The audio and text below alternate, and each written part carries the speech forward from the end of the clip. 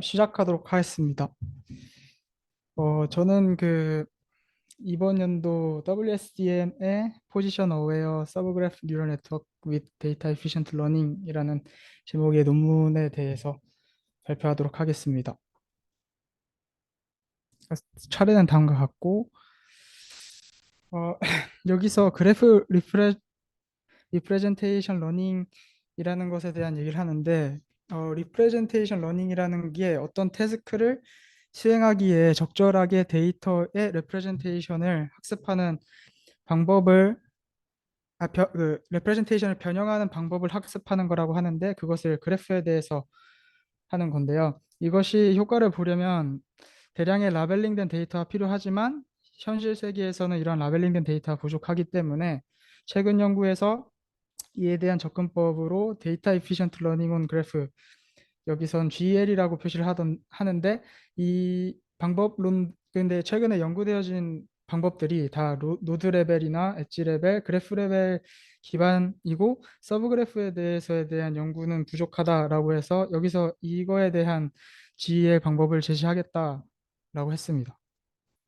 근데 여기서 서브 그래프 프레딕션 자체가 굉장히 디피컬티하다라고 설명을 하는데, 왜냐하면은 서브 그래프라고 하는 게 베이스 그래프에 포함된 어떠한 작은 부분의 그래프인데, 이런 태스크를 수행하려면 베이스 그래프의 모든 노드의 위치를 알아야 하고, 그 서브 그래프 내부와 내외부에서의 메시지 패싱도 수행을 해야 되고, 요 그림에서 이 서브 그래프와 이 서브 그래프는 다른 라벨링을 하고 있음에도 이 노드가 공유되어 있는데, 이러한 의존성도 고려해야 돼서 여러 고려할 점이 많기 때문에 애초에 이 태스크 자체가 굉장히 디피컬티하다라고 설명을 하고 있습니다. 서브그래프 프레딕션이라는 것 자체가 뭐예요? 여기서 S4를 클래시피 하겠다는 거예요. 클래시피케이션을 하겠다는 내용이었습니다. 여기서는 그러니까 이 라벨링 된 거를 그 라벨을 맞추겠다라는. 클래시피케이션. 네, 네.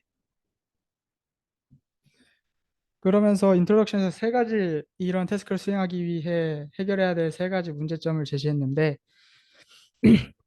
첫 번째는 포지션 인코딩. 아까 말씀드렸다시피 모든 노드의 위치를 알아야 되기 때문에 이 포지션 인코딩을 어떻게 효율적으로 할 것이냐라고 했을 때, 최근에 나와 있는 논문 중에서는 이 PGNN이라는 방법이 그나마 실용적인 방법이다라고 얘기를 하는데, 이 PGNN이라는 거를 찾아보니까 앵커 노드를 설정을 해서, 이 앵커 노드는 굉장히 랜덤리하게 설정을 해서 이 앵커 노드와 타깃 노드를 설정을 하고, 그 타깃 노드와의 거리를 이렇게 매트릭스화하는 방법을 말하는데, 여기서는 전체 노드를 알아야 되기 때문에 실질적으로 이 타깃 노드가 전체 노드가 돼서 이 태스크를 수행하는데 노드의 수의 제곱의 빅오 노테이션이 필요하다고 합니다.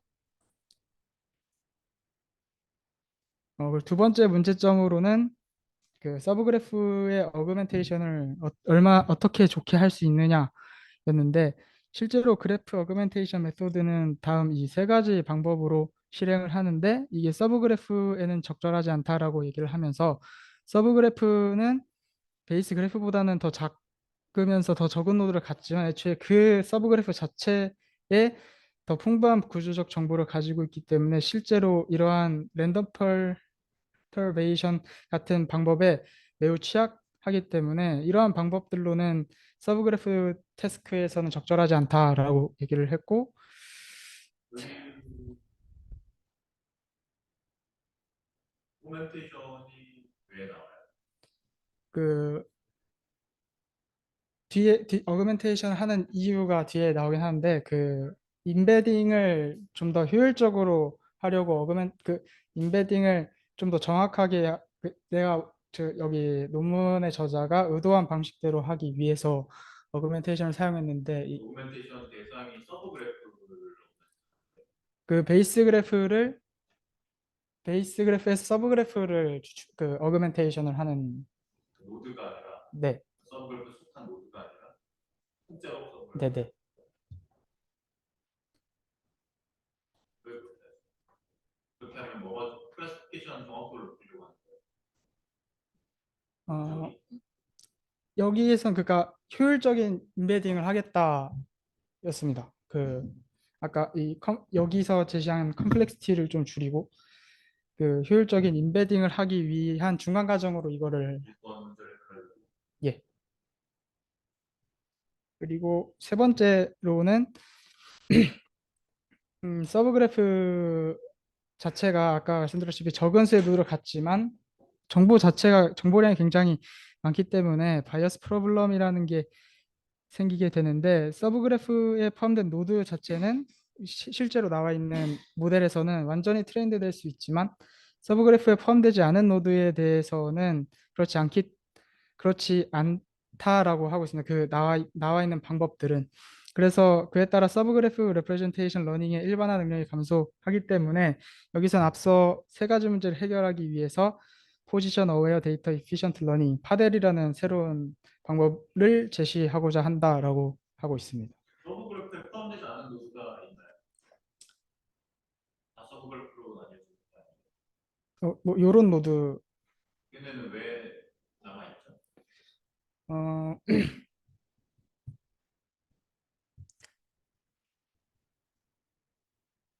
어떤 경우에 저게 남아요? 일반적으로 음, 그냥 파티셔닝을 하면 서브 그래프들로 나뉘어요.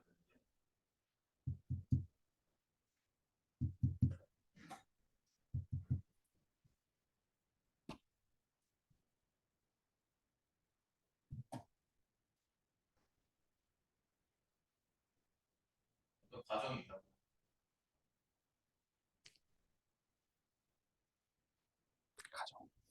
자, 이 논문에서는 일단 발견은 하지 못해서 그 부분에 대해서는.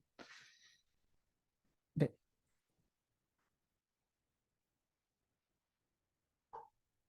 그래서 백그라운드에 대해서 설명을 드리면은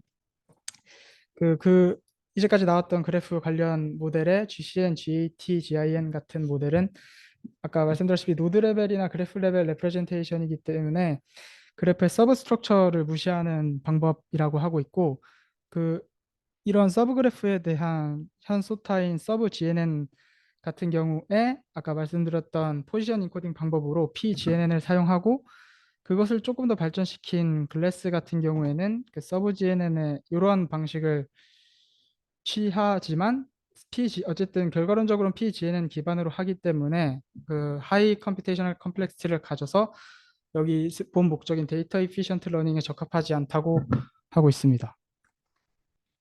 그리고 이제까지 나왔던 셀프 슈퍼바이즈 러닝, GL에 대한 셀프 슈퍼바이즈 러닝은 그 다음과 같이 정리가 되는데, 말씀드렸다시피 서브 그래프 레벨 수준의 모델은 연구가 되어져 있지 않다라고 지적을 하면서 그 메소돌로지의 전체적인 과정이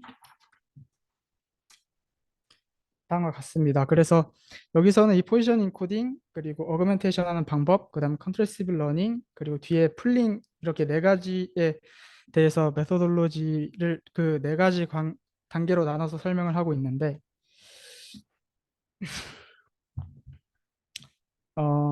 그 서브진에서 사용하는 그 방법의 단점은 아까 말씀드렸다시피 그 컴퓨테이셔널 코스트가 굉장히 높고, 그것을 매 이터레이션마다 그, 그 앵커 노드가 랜덤리하게 하기 때문에 필요하기 때문에 V 제곱이 계속 그매 이터레이션마다 쌓이기 때문에 굉장히 높다라고 하고 있고, 그리고 앵커와 타겟 노드와의 거리를 이 어그레이게이티드 함에 있어서 그 거리가 크면은 이 정보량이 준다고 하는데, 그렇게 되면 원래 그 베이스 그래프의 중심에 있는 노드 같은 경우에는 어,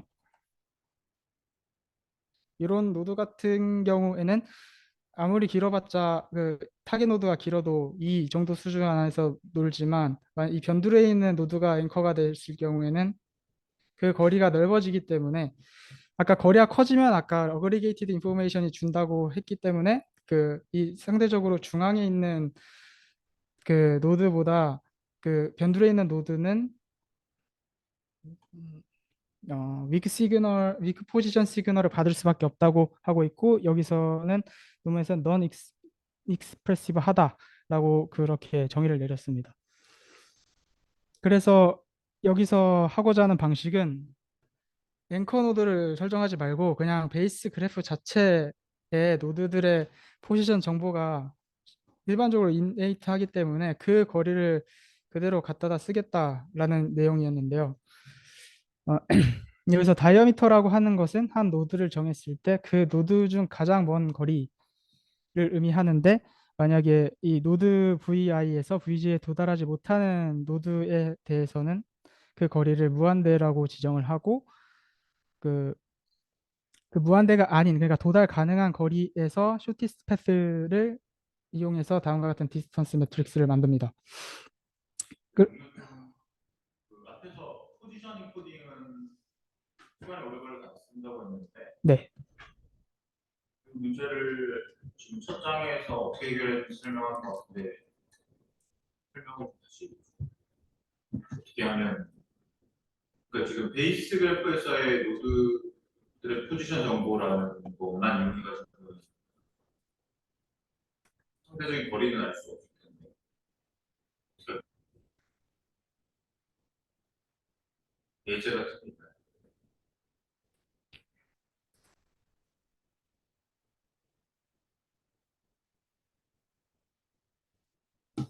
음, 근데 디스턴스 매트리스를 만드는 거는 그냥 쓰는 거 아니에요? 포지셔닝 코딩. 근데 그 앞에서 했던 거는 앵커 노드를 설정하고 매 이터레이션마다 그 작업을 반복하는데, 이건 베이스 그래프에 대한 이네이트한 포지셔닝 한번 빡 하고 이걸 계속 갖다 쓰겠다. 그러니까 반복적으로 하고, 이건 베이스 그래프의 포지션이 이네이트 하기 때문에 선천적이기 때문에 그 매트릭스를 하나 만들. 엔코더를 쓰지 않았다는 게 장점이에요. 예, 여기서는 앵커 프리 하다가 장점이긴 합니다. 엔코더를 쓴 이유가 있었을 거 아니에요. 쓸 이유가 없었으면은 애당초에 이렇게 하면 돼. 음, 엔코더가 가지는 의미가 있지 않아요.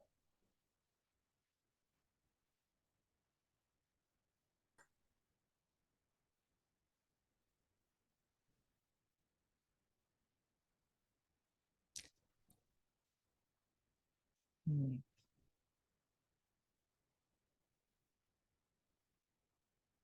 엔코더가 굳이 없어도 되는 거죠.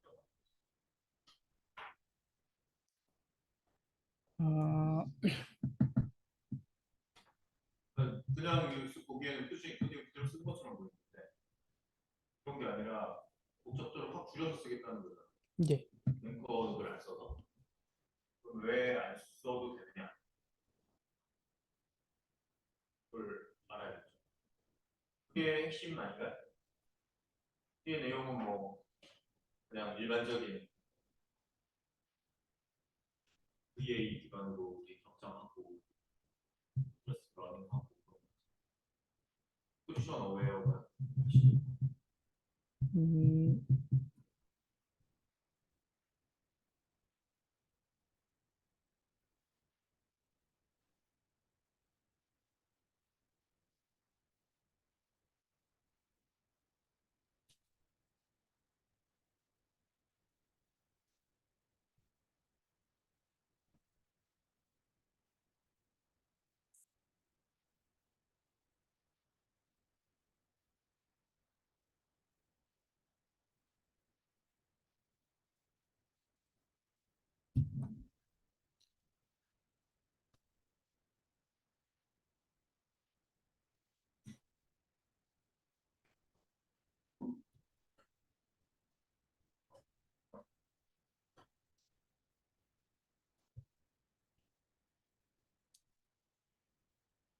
넘어가 보세요. 네.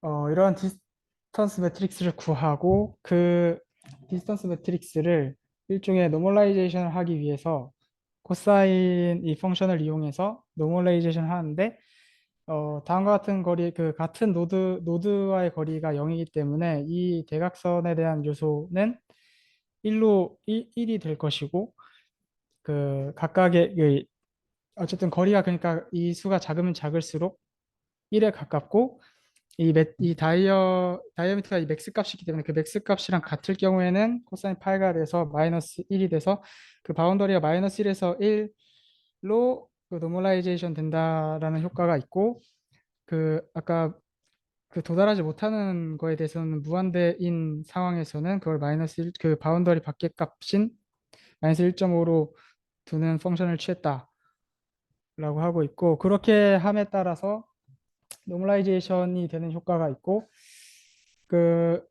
애초에 이 펑션을 적용한 디스턴스 매트릭스가 시메트릭하고, 그 이 시메트릭하기 때문에 아까 대각 요소들을 전부 1로 설정할 수 있고, 그래서 이 C 햇에 대한 각각의 로우들이 이 다른 로우들로 구별될 수 있다라고 얘기를 하고 있고, 어,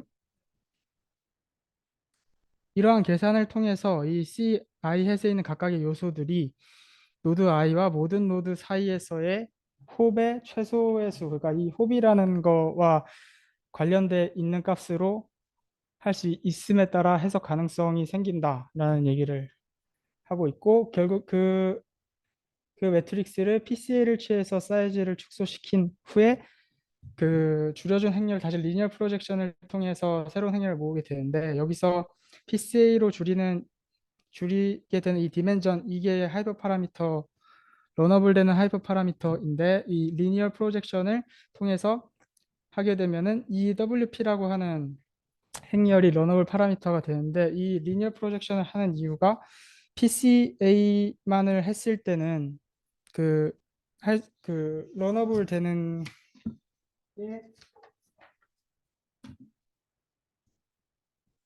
플렉서블 하진 않지만 오히려 이렇게 리니어 프로젝션을 하면서 스케일러블하게 변화시킬 수 있다라는 측면에서 다음과 같은 리니어 프로젝션을 취했다라고 했고요.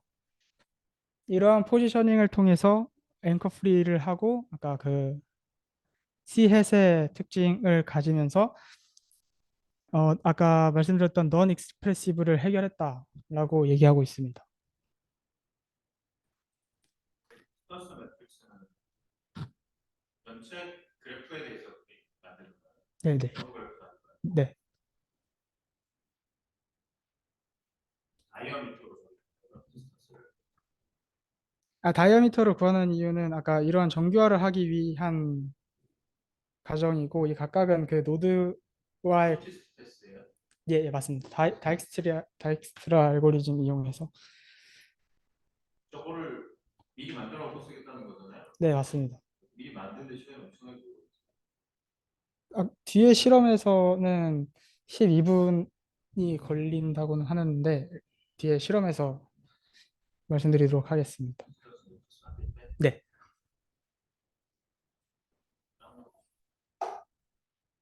데이터 이피션트여서 데이터가 좀 적은 양에서 적용하는 거를 가정을 하고 실험을 하긴 했습니다.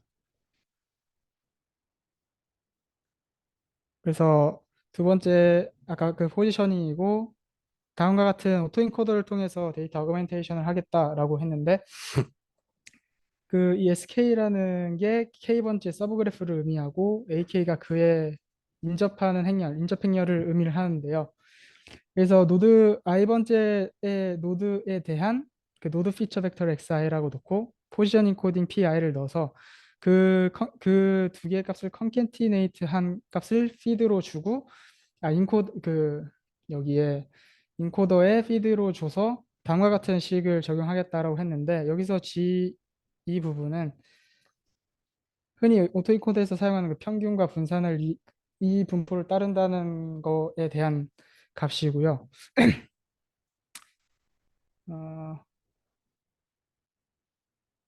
최종적으로 GCN에 대한 인풋을 이렇게 놓고, 이 AK라고 하는 건 그 인접 행렬을 그 인베딩하는 이 공간에 인베딩하는 방식을 취해서 다음과 같은 이, 이, 이 종합적인 인퍼런스 프로세스가 다음과 같은 식으로 정리된다고 하고 있습니다. 디코더 같은 경우에는 아까 그 잠재 공간에서의 인접한 행렬을 뽑아내는 역으로 다시 뽑아내는 과정인데, 여기서는 뭐 이러한 그 두 개 엣지의 그 퍼시빌리티를 얻기 위한 이 두 개의 노드의 대안 얻기 위해서 이러한 과정을 취했다고 하고 있고, 결과론적으로 여기서 제시하는 모델인 V 서브 GA 옵티마이제이션도 일반적으로 Variational Evidence Law라는 것을 맥시마이즈 하는 것, 로어 바운드를 맥시마이즈 하는 것이 목표인데, 실제로 사용하는 그 오브젝티브 펑션이 다음과 같고, 이 베타가 그 베타 VA에서의 같은 역할을 하고, 이 실험에서는 0.2로 세팅을 하고, 뒤에 후반부의 실험에서는 그렇게 진행을 했습니다. 그리고 컨트레시브 러닝이라고 하는 것이 아까 그 non expressive 하다라는 점을 해결하기 위함인데, 베이스 그래프 내에서 언신 노드도 탐험하고자 시행을 하는 거고요.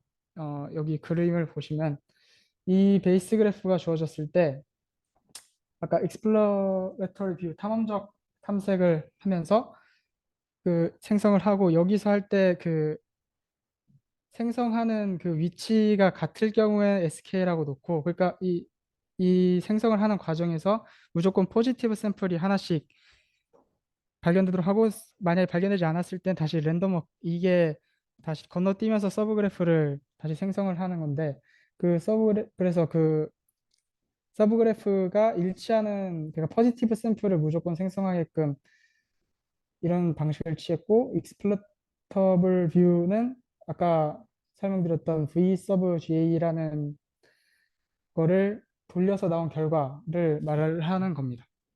그래서 이게 그 모델을 통해서 구하는 거고, 이게 그 익스플로터리 뷰로 구하는데, 여기서 포지티브 페어라고 하는 것은 이게 일치하는 게 포지티브 페어가 되고, 그 뭐랑 뭐가 있지? 아까 GA로 생성한 서브 그래프와 익스플로터리 뷰로 생성한 서브 그래프가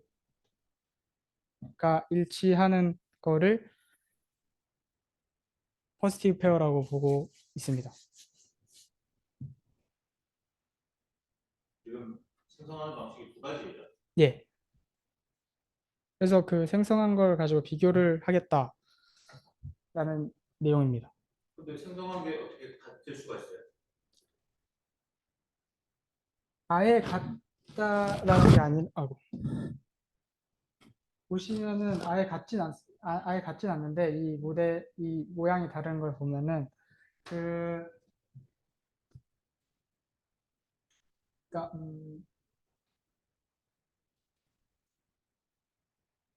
아까 그 구성된 그 노드의 위치가 있기 때문에 그 위치를 같지는 않는데 네, 만들 때 같은 목적으로 만들었을 거 아니에요. 네, 그런 애들을 포지티브라고 정의해주겠다는 거잖아요. 네. 근데 그 같은 목적으로 만들겠다는 게 어떤 의미, 어떤 식으로 나올까요?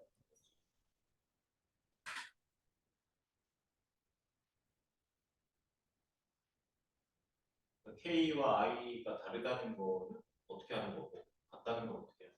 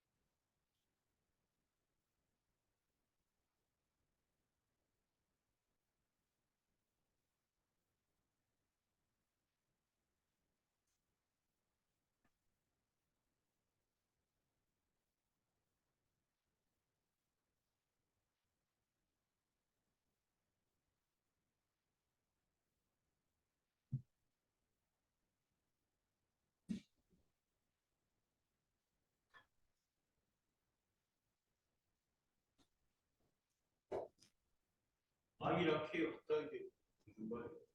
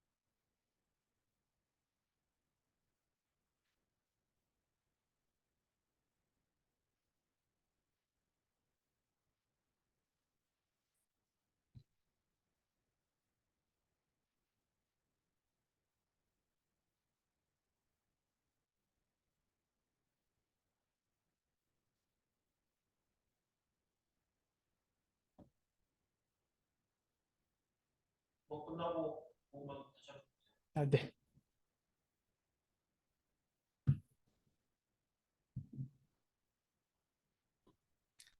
어쨌든 이런 식으로 했을 때 그 포지티브 페어와 네거티브 페어를 이용해서 그 infoNC라는 로스 펑션을 생성을 이렇게 정의를 내렸고 여기서 있는 그 세타라는 그 펑션이 다음과 같이 정의가 됐는데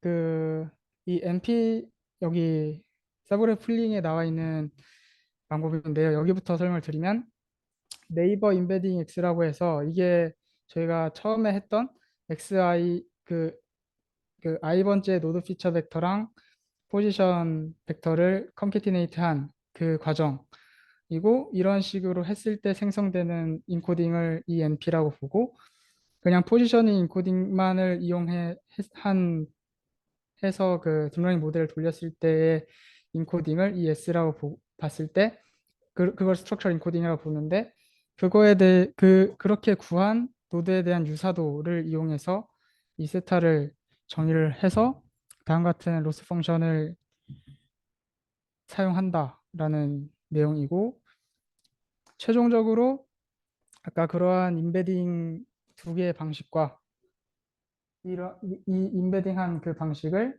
원 레이어 풀리 커넥티드 네트워크를 구해서 다음과 같은 로짓을 구하고 이 Y라는 그라운드 트루스과 그 크로스 엔트로피 과정을 거친 이 펑션이 오브젝티브 펑션이고 이걸 옵티마이제이션 하는 게 그 전체적인 그 파델 모델의 그 파이프라인이다라는 설명을 하고 있습니다.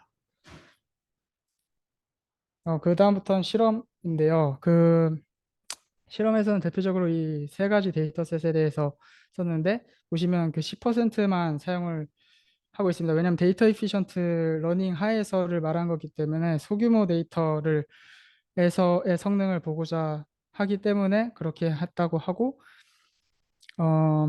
여기서 보시면 GCN, GAT, GIN 같은 아까 노드 레벨이나 그래프 레벨의 모델이 확실히 이 태스크에 대해서 성능이 낮음을 확인할 수 있고 현재 소타인 서브 GNN보다 그 파델이라는 모델이 더 높은 성능을 보이고 있음을 확인했다고 합니다.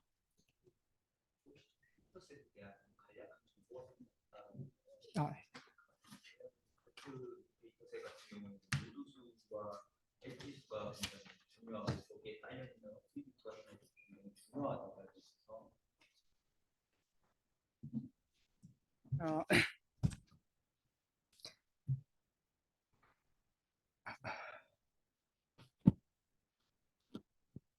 그 HPO 맵탭 같은 경우에는 노드의 수가 14,587개 엣지가 아무튼 거기에 포함된 서브그래프 수만 말씀드리면 HPO 맵탭 같은 경우는 2,400개, EM 유저는 324개, HPO 뉴로가 4,000개 정도 있고 그 서브그래프 안에 있는 노드의 수를 봤을 때는 그 EM 유저가 굉장히 많고 그 이 HPO 데이터에 대해서는 상대적으로 노드 그 서브그래프 하에 있는 노드가 적은 데이터셋이라고 나와 있습니다. 데이터 이피션트 러닝이라고 하는데 소량의 데이터만 전체 데이터가 작다라기보다 중에 소량의 데이터만 가지고 트레이닝 한다는 게 맞습니다.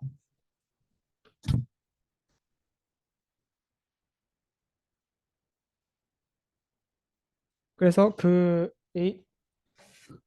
그래서 그 각각의 데이터셋을 그래서 양을 늘려봤을 때 또 각각 실험을 해봤는데 실제로 10% 20%에서는 여기서 제시된 파델이라는 모델이 가장 좋은 성능을 내지만 그게 커짐에 따라 글래스가 더 높음을 알 수가 있고 그래서 여기서는 이 대량의 데이터에 대해서도 이러한 임베딩이 적용되는 게 퓨처 워크로 남기겠다라는 내용도 있었습니다. 그러니까 어쨌든 데이터 에피션트 솔루션 하에서는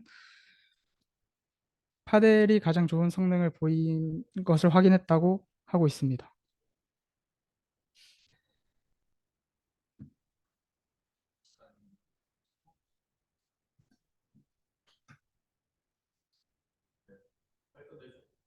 타임 코스트 같은 경우에는 아까 매트릭을 구할 때 이 12분이 같은 이유가 쇼티스트 패트 구하는 방식이 같아서 그렇고, 추가적으로 여기 서브 GNN에서는 그 시밀러리티를 구하는 과정에서 4시간이 걸린다 그러고, 각각의 임베딩 방식이 다음과 같고,